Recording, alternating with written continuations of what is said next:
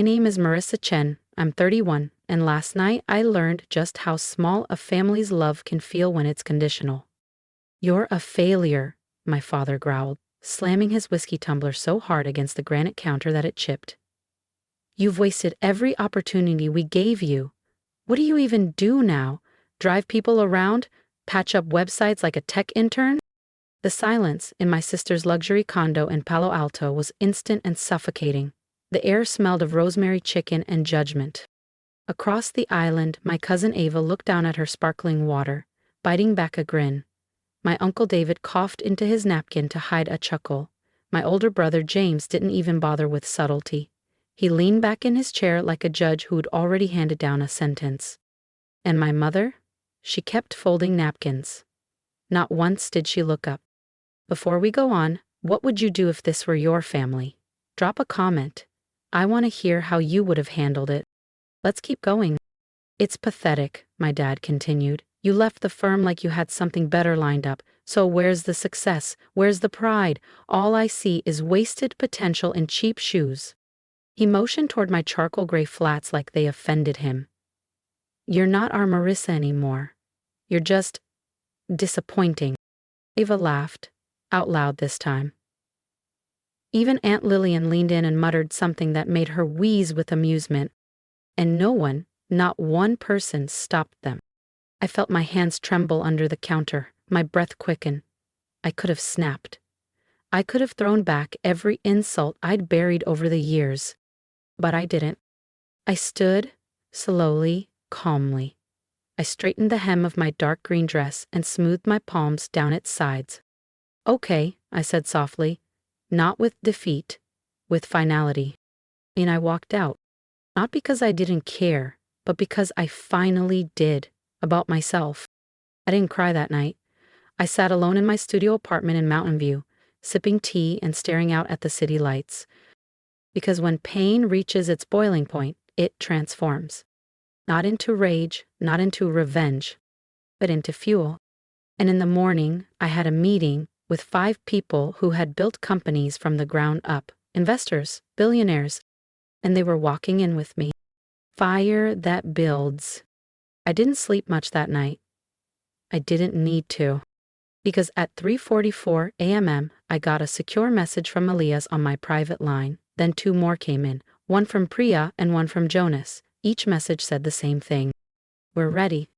By 8:30 a.m., 5 sleek, black electric sedans rolled silently into the cul-de-sac where I had walked away just hours earlier. They lined the curb in front of my parents' Palo Alto home, a sprawling glass and stone monument my father bragged about to anyone who would listen. Inside, I imagined the usual post-conflict routine unfolding. My mother flipping pancakes. Blueberries this time, I was sure. Her go-to olive branch. Soft jazz on the speakers. Forced small talk to cover the embarrassment of the night before.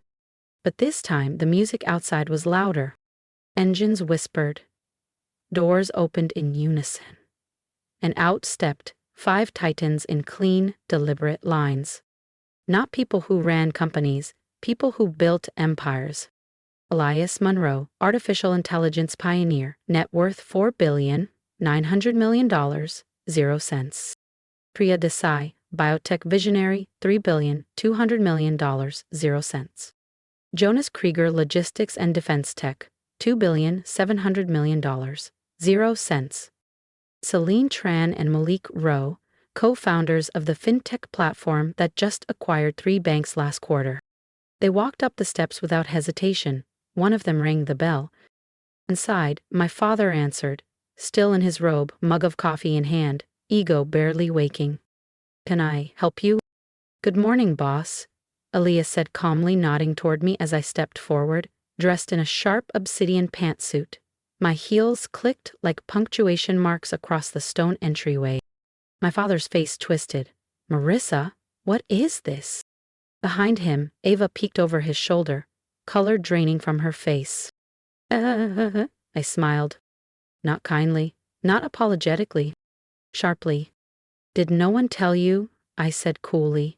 As of last week, I acquired full control of Altira Holdings. His jaw clenched. You what? I own the firm now, the one you said I'd never be good enough for. And they, I gestured behind me, are my partners. Together we controlled more than just the firm. We controlled companies his friends begged to be let into. And then I walked in. Because it wasn't just their house anymore. It was mine now. And the silence inside? It wasn't guilt. It was fear. Only now, the knives were metaphorical. And I held every single one of them. You're lying, my father finally croaked.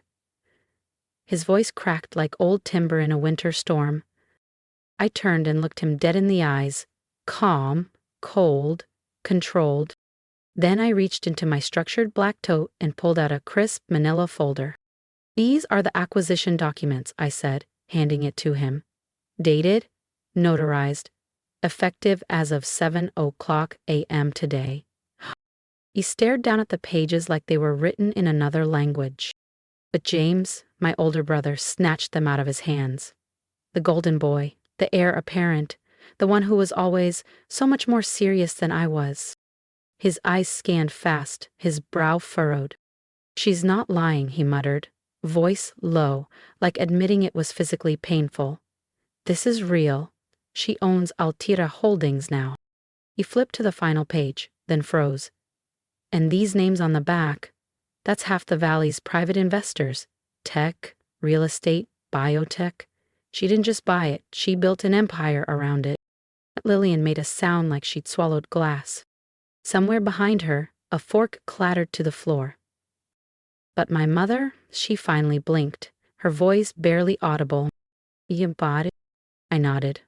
While you were all mocking my freelance contracts and calling me directionless, I was quietly founding Liar Tech, a cybersecurity firm. Maybe you missed the headline, but it was acquired for $410 million, 0 cents, a few months ago. I paused, letting the weight land. Most of it in stock, the rest, liquid. I used it to build leverage, recruited your competitors, and bought the very company this family worships like a shrine. My father's expression hardened, ashen but furious. You think owning something makes you powerful? He barked, stepping forward. You think this gives you respect? No, I said softly. My silence last night did. He flinched. I could have yelled. I could have begged for them to see me. But I didn't have to. I let you think I failed, I continued, because sometimes the most brutal lesson is the one you walk into blind. James stood now, too, fists clenched. You planned this, he hissed. You wanted to humiliate us. I stepped forward, measured and calm. No, James. I waited until I didn't need revenge anymore. This isn't about you, or Dad, or your little empire of expectations. This is about me finally stepping into my power. If you felt that shift, the moment she took back her power, don't miss what happens next. Hit subscribe and follow Marissa's story as the boardroom tables turn and the past comes knocking. I turned to the group behind me. This is about growth, I said, about what happens when the ones you cast out stop knocking and start building their own kingdom. Elias checked his watch. We've got a Northbridge board meeting in 20 minutes. I smiled. No rush, I moved it. My father's brow creased. What are you talking about? I pulled out my phone and scrolled. Your old office lease expired at midnight. The holding company is now mine, which means, effective today. I gestured to the sleek marble floors beneath us. This house is the new headquarters. Uncle David sputtered. You can't just... I already did. Jessica sprang to her feet, face flushing red. You're just trying to make us feel small. I raised an eyebrow. No, Jessica. You made yourselves small the moment you bet against me. We moved into the living room. My team got to work. Priya reviewed transition contracts on her tablet. Jonas was already on a secure call with our legal counsel. Celine and Malik were coordinating onboarding for the AI division we just folded in. And my father? He sat stiffly on the leather couch, watching as the legacy he once lorded over slipped like sand through his fingers. This was my empire, he murmured. This was supposed to be James's future. I met his gaze without flinching. You shouldn't have burned the bridge you thought I'd never be powerful enough to rebuild. But I wasn't done. Not yet. Do you remember Carson Fields? I asked casually, scrolling through a file. Dad blinked. What? The auditor from back when you were still untouchable. He stiffened. You had him fired after he flagged irregular records in Northbridge's books. Turns out he kept copies. I turned my phone toward them, and when I acquired Northbridge, I gained full access to the archives, including transfers from a consulting fund to a real estate shell company in Montana. Jessica leaned forward. What are you saying? I placed the phone on the table. A PDF lit up the screen. Wire transfers. 20162022. I'm saying the money Dad funneled out of the company wasn't just hidden. It was criminal. My father stood panic flashing. You don't understand corporate finance. Tax evasion, embezzlement, possibly money laundering, I said coolly, depending on how the offshore transfers check out. You wouldn't, my father said, pointing a trembling finger at me, voice rising. You wouldn't ruin your own father's life. I stepped forward, slowly and deliberately. You already ruined mine, I said. When you stood up last night and called me a disgrace in front of everyone, you didn't just insult me. You set fire to every last thread tying us together. His jaw worked as if he might speak, but the pride in him strangled the words before they could come out.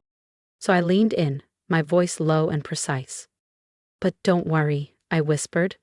I'm not turning you in. Yet. I held up my phone. The documents are with my attorney. The files are sealed and they'll stay that way. Unless something happens to me or the company. Play nice, and I'll let you walk away with your name intact. The air in the room shifted, like someone had cracked a window in a pressure chamber. You knew, James murmured, his eyes locked on our father. You knew all of it, and you still stood there, pretending this family was built on something solid. Dad turned to him, reaching out. James slapped his hand away. Don't. But I wasn't looking at either of them anymore. My eyes turned to my mother, silent, frozen, on the edge of the sofa. Not a word this entire time. Why? Didn't you say anything? I asked. You let him mock me for years. You watched him tear me down for dreaming differently. She met my eyes finally, her expression unreadable. Because, she said after a pause, you were always too sensitive. You cried over scratches on your bike. You sulked when your paintings weren't framed. I thought if I hardened you, you'd survive. You didn't raise me to survive, I said, voice cracking. You raised me to stay quiet. Behind me, my team stood in silence. Then Aaliyah said, We need a decision, boss. You want to rebuild Northbridge clean, or keep pretending there's anything left worth saving? I looked around that room, at the people who once measured my worth in obedience, and I smiled. We rebuild, I said, from zero, without a single brick laid by liars. My mother stood, stunned. You'll cut us off? You cut me off a long time ago. She reached for me. Marissa, wait, we can still. But I turned to my team. We're done here. And we walked out, all 6 of us. No yelling, no drama. Just closure. The front door clicked shut behind us. Outside, I looked back once. It wasn't home anymore. It was history. And for the first time in years, I didn't carry it. The morning sun broke through the clouds as we reached the cars, and I stepped into the future I built with my own hands. I could still feel their silence behind me. The weight of my father's crumbled authority. James's shattered image of being the rightful heir. My mother's guilt, frozen on her face like stone. And yet, none of them followed. Not one. They stayed in that house, trapped in the world they built from control, pride, and lies. I left it behind without looking back. I slid into the back seat of the lead sedan. Elias sat beside me, already pulling up strategy briefs on his tablet. Jonas turned from the passenger seat, eyes sharp. Say the word, he said, and we'll clean house. Every Northbridge legacy exec gone. I shook my head. Not all of them. Keep a few. but I want loyalty audits on every VP, full reports, past behavior, management style, how they treated junior staff. If they abused power, they're out. Priya tapped notes into her phone. So you're sending a message? I'm rewriting the culture, I said, watching the Silicon Valley skyline pass us by. We don't humiliate people for struggling, we don't mock risk takers, and we don't let power reward cruelty. The sedan merged onto the freeway, engines humming like a war drum under the surface. My reflection in the tinted window stared back. But it wasn't the woman from last night. My eyes were steel, my posture anchored. That afternoon we held the press conference at the Mercer Grand Hotel in downtown San Jose. The media had already caught wind. Rumors of a hostile takeover, silent buyouts, boardroom drama. But they weren't ready for a 31-year-old woman in heels that didn't falter and a voice that didn't shake. I stepped to the microphone. My name is Marissa Chen, I said. As of this morning, I am the majority shareholder and CEO of Altira Holdings, formerly Northbridge Ventures. Cameras flashed. Gasps echoed. For years, this company thrived on exclusion and inherited power. That ends today. We are not a legacy, we are a vision. The reporter asked, Ms. Chen, how did this happen overnight? I smiled. It didn't. It took years of being underestimated. Another voice. What about your family? Will they remain involved? I didn't flinch. They're welcome to rebuild their reputations. But Altira is no longer a family business. Later, I stood on the balcony. The city pulsed below. Elias joined me with 2 glasses of champagne. They'll talk about that speech for weeks, he said. I don't want speeches, I murmured. I want impact. You're already making it. With dinner, I said quietly. It broke something in me. But not in the way they expected. You stood up, he nodded, and didn't look back. That night, in my penthouse, I opened my laptop. Hundreds of emails. Congratulations, jealousy, old teachers, long-lost relatives. But one froze me. Subject: I owe you an apology. From Dad. I didn't open it. I closed the laptop and stared out across my city. They had watched me fall for years. Now, they'd have to watch me rise. The next morning, I walked into the new Altira HQ, top floor of Marlowe Tower. No legacy rot, no gatekeepers. Just people who believed in rebuilding something real. Board signed off, Elias said, meeting me by the elevator. You're CEO, no challenge. Good, I said. Let's make it count. That night, I drove past my old neighborhood. I stopped at the red light outside my childhood home. There they were, my parents, sitting on the porch. No words, no pride. Just one long, quiet stare. And watching what they lost. And me, finally free. I turned the corner and drove on. Into my future. If you've ever been underestimated, overlooked, or told to stay in your place, this story is for you. I'm Marissa Chen, and I built something no one believed I could, not to prove them wrong, but to prove myself right. Drop a comment below, tell me what moment made you finally choose yourself. I read them all, and if my journey speaks to you, subscribe and stay with me. Because here's the truth. You don't need permission to become powerful. You just need a moment of clarity and the courage to walk forward even when no one claps. I did. You can too.